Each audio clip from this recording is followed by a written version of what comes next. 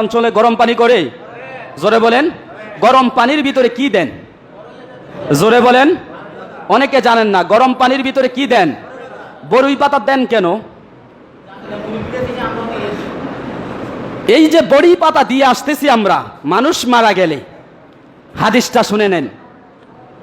আল্লাহর নবী মুহাম্মদুর রাসূলুল্লাহ সাল্লাল্লাহু আলাইহি সাল্লাতু ওয়াস সালামের কন্যা হযরতে যায়েনব রাদিয়াল্লাহু তাআলা আনহা যখন মৃত্যুবরণ করলেন, মৃত্যুবরণ করার পরে সংবাদ আল্লাহর রসুলের কাছে গেছে।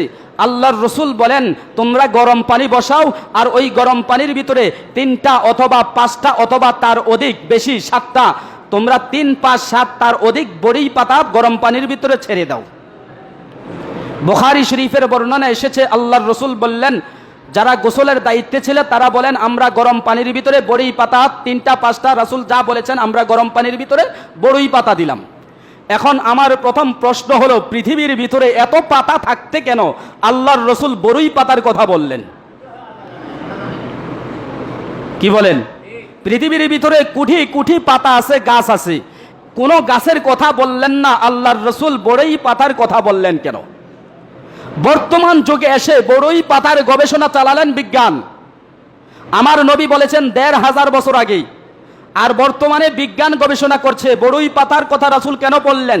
নিম পাতা তো আছে, বিভিন্ন গাছের আম পাতাও তো আছে, জাম পাতাও তো আছে, পৃথিবীর ভিতরে পাতার অভাব নাই, কিন্তু বড়ির পাতা কেন বললেন?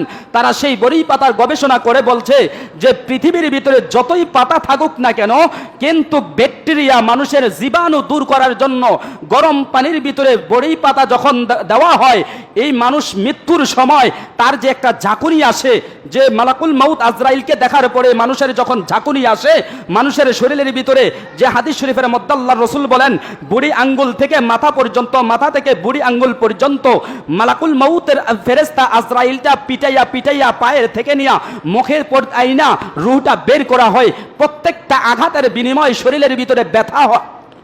ওই ব্যথার ফলে পৃথিবীর জমিন, তারা বিজ্ঞান বলে, ব্যথার ফলে যে শরীরের ভিতরে ব্যথার আঘাতটা থাকে, এবং কি বাস্তব দুনিয়ার জমিনেও যদি ব্যথাকৃত কোনো রোগী বড়ির পাতা গরম পানি দিয়ে গোসল করে, তার ব্যথার উপশম হয়ে যায়। 1 নাম্বার, বড়ির পাতার দ্বারা যে মৃত্যু ব্যক্তির যে আক্রান্ত হয়েছে ব্যথাগুলা, তার শরীরের ব্যথাটা দূর হয়ে যায়। 2 নম্বরে, বড়ির পাতার গুণাগুণ বিজ্ঞান বের করেছে।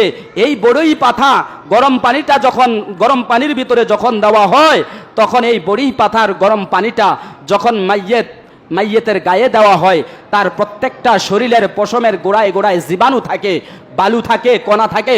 পৃথিবীর যতই সাবান হোক, যতই পাতা, গাছের পাতা হোক না কেন, বড়ই পাতার ভিতরে এমন আল্লাহ পাক অ্যান্টিসেপ রেখেছেন, এত সচ্ছল গুণাগুণ রেখেছেন, ওই সিদ্ধ করার সাথে সাথে পাতার মধ্যে যেই ভিটামিনগুলো আছে, গরম পানি তা শোষণ করে নেয়। আর সেই শোষণ পানিটা যখন কোনো মানুষের শরীরে ঢেলে দেওয়া হয়, প্রত্যেকটা পশমের গোড়া থেকে প্রত্যেকটা ব্যাকটেরিয়া, জীবাণুকে এই বড়ই পাতার গরম পানিটা বের করে দেয়। আরো জোরে বলেন সুবহানাল্লাহ।